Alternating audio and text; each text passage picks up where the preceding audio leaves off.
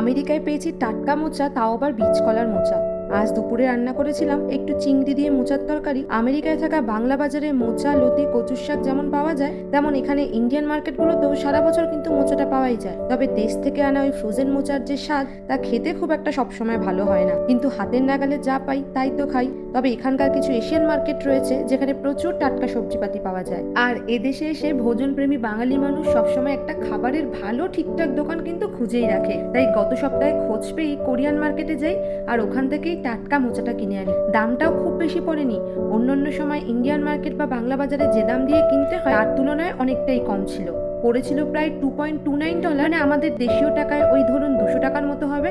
তবে দেশের বাইরে ফ্রোজেন জিনিস ছাড়া একটা দিন যদি টাটকা কিছু রান্না করার সুযোগ পাই, সেটাই তো অনেক। টাটকাই যখন পেয়েছি, এটা আর বেশি দিন ফেলে রেখে লাভ নেই। তাই আজ দুপুরে সুন্দর করে সবটা গুছিয়ে একটু চিংড়ি দিয়ে করেছিলাম মোচার ঘন্ট।